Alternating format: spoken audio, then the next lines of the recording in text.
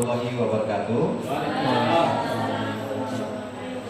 Yang saya hormati Bapak Sekdes Desa Tanjung Medan, yang saya hormati Bapak-bapak kepala dusun, dan saya hormati adik-adik yang mengikuti pelatihan dalam perhitungan luas tanah untuk pendidikan dan pemupukan dan PBB.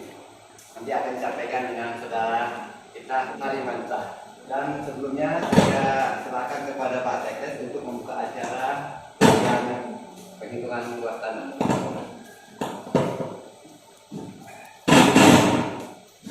Assalamualaikum warahmatullahi wabarakatuh. Waalaikumsalam. Sama-sama kepada Allah Subhanahu wa taala, di mana siang menjelang sore ini kita masih diberikan kesempatan ke lapangan waktu berkumpul di aula Desa Tanjung Medan dalam rangka pelatihan tentang penghitungan luas tanah, pemupukan dan PBB. Selain itu kita memperbanyak salawat dan salam dari kita Nabi Muhammad SAW. Mudah-mudahan di hari ini kita mendapat syafaat dari para beliau. Yang terhormat Bapak Moderator, Assalamualaikum warahmatullahi wabarakatuh. Alhamdulillah, nahmaduhu wa nasta'inuhu wa nastaghfiruhu wa na'udzu billahi min syururi anfusina wa min sayyiati a'malina. May yahdihillahu fala mudilla lahu wa may yudlil fala hadiya lahu. Alhamdulillah, puji syukur kehadirat Allah Subhanahu wa taala yang masih senantiasa memberikan kita nikmat kesehatan dan kesempatan sehingga kita masih dapat mengikuti kegiatan yang insya Allah akan menambah ilmu kita, yaitu kegiatan peningkatan literasi masyarakat di Desa Tanjung Medan, Kecamatan Bula Barat, Kabupaten Labuan Batu. Kemudian salawat dan salam tak lupa juga kita hadirkan roh junjungan kita Nabi Muhammad SAW. Semoga kita termasuk orang-orang yang akan memberikan syafaat nanti. Kemudian yang saya hormati Bapak, Ibu, Kepala Desa, kakak-kakak dan bapak-bapak yang telah hadir. Saya ucapkan juga terima kasih. Jadi di sini kita sama-sama belajar. Nah, sebelumnya untuk lebih mengenal diri, izinkan saya untuk memperkenalkan diri. Nama saya Harimansyah, mahasiswa semester 8, program studi Pendidikan Matematika, Fakultas Keguruan dan Ilmu Pendidikan, Universitas Labuan Batu. Sebenarnya apa sih? Judul kita selalu ini dari minggu lalu kan gitu. Nah, untuk pengertiannya sendiri, literasi ini adalah kemampuan-kemampuan atau keterampilan-keterampilan yang dimiliki individu yang kita miliki, mulai dari kemampuan membaca, kemampuan menulis, kemampuan menghitung, kemampuan berbicara, dan lain sebagainya, di mana kemampuan-kemampuan itu bisa kita gunakan untuk memecahkan masalah-masalah yang ada di dalam hidup. Untuk pertemuan ini kita belajar ada 4 materi, bapak-bapak dan kakak-kakak. Pertama, kita belajar menghitung luas tanah persegi 4 tidak beraturannya. Kemudian menghitung jumlah bibit terhadap luas tanah. Misalkan kita punya tanah sekian, kira-kira berapa bibit yang bisa kita tanam. Kalau kita daerah kita ini kan mayoritas sawit dan karet. Kemudian menghitung jumlah pupuk terhadap populasi dan bibit. Yang terakhir menghitung besaran pajak bumi dan bangunan. Jadi saya ingatkan bapak-bapak dan kakak-kakak, kita di sini lebih berfokus ke cara penghitungan. Karena tadi udah kita jelasin bahwa kita di sini bahas literasi numerasi. Kalau untuk pembibitan, pemupukan, kita belajar juga nanti, tapi dasar-dasar itu saja. Jadi kita lebih fokus ke cara-cara berhitung, numerasi. Ada 2 gambar persegi, sama-sama persegi 4. Ada gambar A dan gambar B. Kemudian kira-kira kita kalau mau coba menghitung luasnya, berapa luas gambar A? Kira-kira ini gampang ya, karena gambar A ini, lihat ya, gambar A ini persegi 4, persegi panjang beraturan, dimana sini panjangnya 100 meter dan lebarnya 50 meter. Kira-kira luas ini berapa? Bapak-bapak. Gampang ya, kita tinggal kalikan aja. Panjang kali lebar, artinya 100 dikali 50. Berarti 5.000 meter persegi atau setengah hektar. Nah, ini kita kasih contohnya. Sekarang Pak Ahmad ini punya petak tanah ukuran seperti gambar di atas. Sebelah utara, misalkan kalau di surat tanah kan gitu kan, sebelah utara berbatasan dengan ini ya. Panjangnya 15 meter. Kemudian sebelah barat panjangnya 18 meter, sebelah timur 10 meter dan selatan 20 meter. Tentukan luas tanah Pak Ahmad ini ya. Kita lanjut.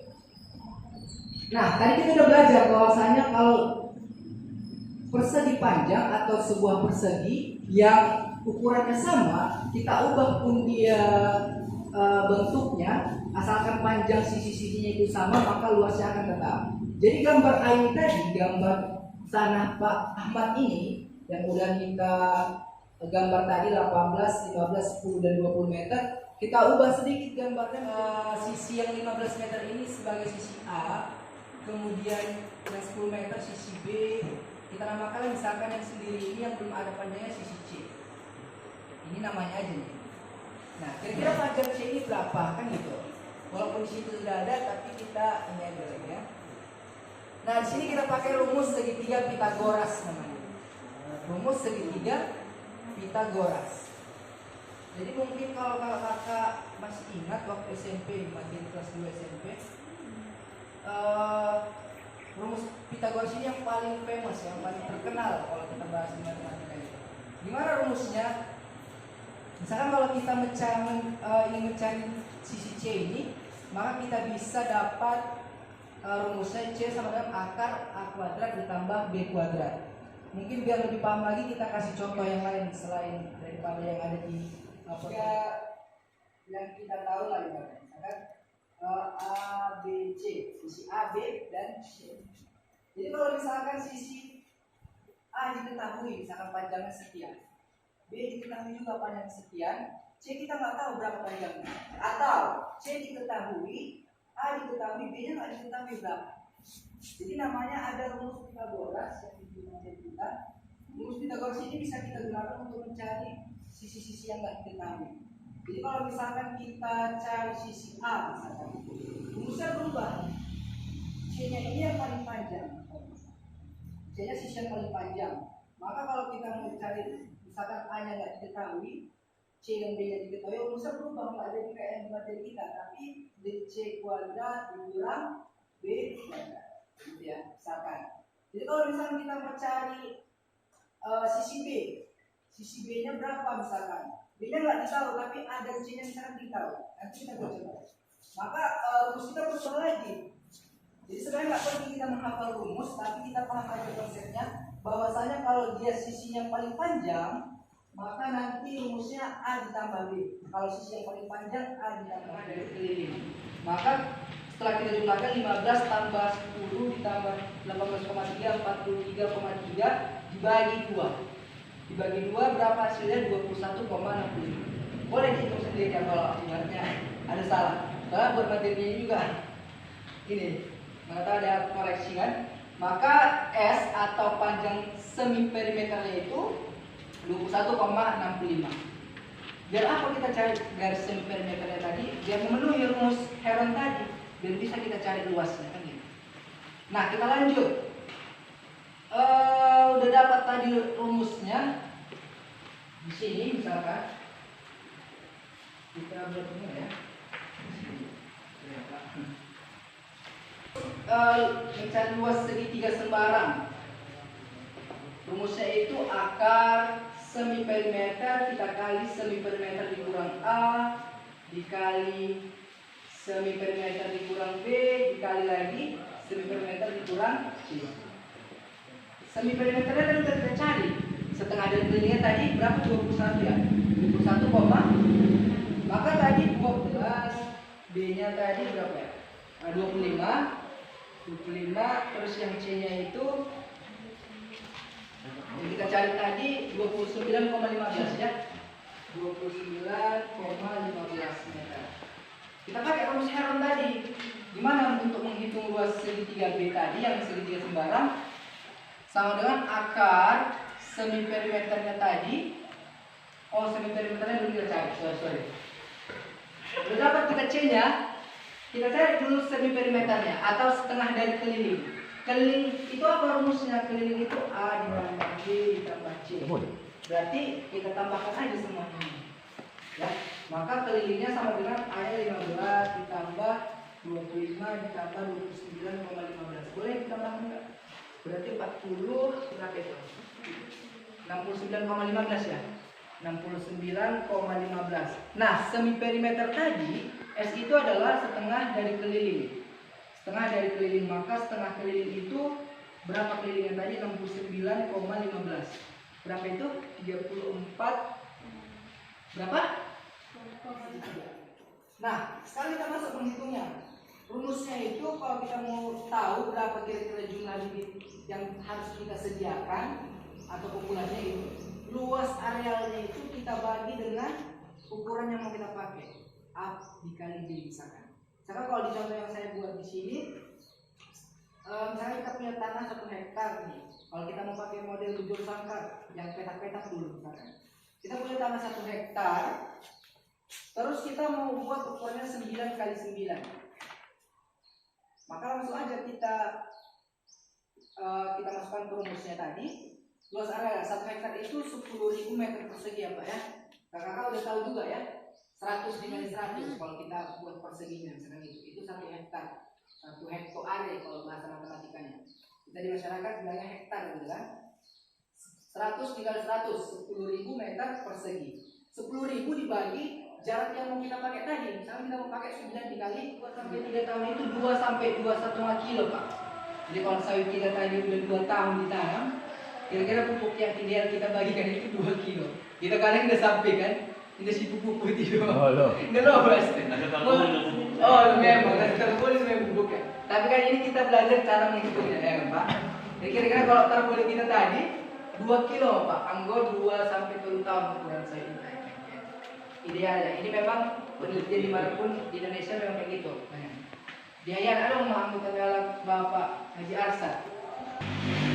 Nah, misalkan tadi udah 2 tahun ya ditanami dengan pola tanamnya itu tadi bujur sangkar ukuran 8 ke 8. Nah, kita tadi udah belajar cara menghitungnya kan gitu ya.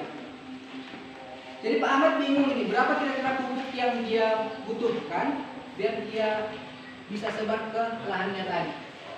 Jadi yang diketahui di sini itu 2 hektar. Ya.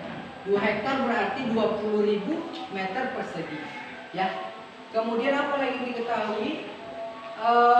Usia tanaman udah 2 tahun. Sawit yang dia beli, Pak Ahmad beli itu udah 2 tahun. Berarti 2 tahun tadi 2 sampai 2,5 kilo. Tidak boleh sedikitnya 2 kilo untuk 1 batangnya. Kan gitu. Terus ukurannya itu bujur sangkar 8 kali 8. Nah, di sini tadi kita udah tahu cara menghitung bibitnya. 8 kali 8 berarti kira-kira 2 hektar itu berapa yang ditanam sawit di situ kan gitu. Kita hitung, bisa kita hitung. 2 hektar 20.000. Ukurannya tadi jarak tanamnya 8 kali 8 berarti 20.000 dibagi 8 kali 8. 8 kali 8 64. 20.000 dibagi 64 312 40% NJKP-nya. Tapi kalau kita perumahan masyarakat itu cuma 20% atau di bawah 1 miliar cuma 20%, tapi kalau di atas 1 miliar itu 40%. Nah, ke NJKP-nya. Jadi tarif pajak tadi udah jelas ya, 0,5% dikali persentase NJKP dikali NJOP dikurang NJOP TKP. Nah, ini istilahnya boleh dibaca lagi. Nah, contoh ini wajib pajak A, misalkan kakak ini wajib pajak ya. Wajib pajak punya tanah dan bangunan yang NJOP-nya harganya misalkan 50 juta, punya kakak punya rumah atau tanah di sini 50 juta rupiah misalkan. Dan NJOP TKP untuk di daerah kita ini misalkan 12 juta. Ada 6 juta sebenarnya, cuma ini contohnya 12 juta. Maka besarnya pajak yang terutang yang harus kakak bayar misalkan per tahun itu berapa? Kita jawab PUB-nya itu 0,5%. Ini tadi tarif pajak. Itu dimanapun sejauh ini belum pernah berubah. Kita di Indonesia masih 0,5% dikali 20%. Kenapa 20%? Karena 50 juta tadi di bawah 1 miliar, kan? Nah, ini NJOP kakak tadi di bawah 1 miliar, 50 juta berarti kenanya 20% NJKP-nya tadi. Dikali 20% dikali harga nilai jual tadi kakak, tanahnya itu 50 juta dikurang NJOP TKP-nya tadi 12 juta. Maka 50 juta dikurang 12 juta 38 juta ya. Maka kita akan 0,5% dikali 20% dikali 38 juta, dapatlah dia 38. Ya, tutup. Wassalamualaikum warahmatullahi wabarakatuh.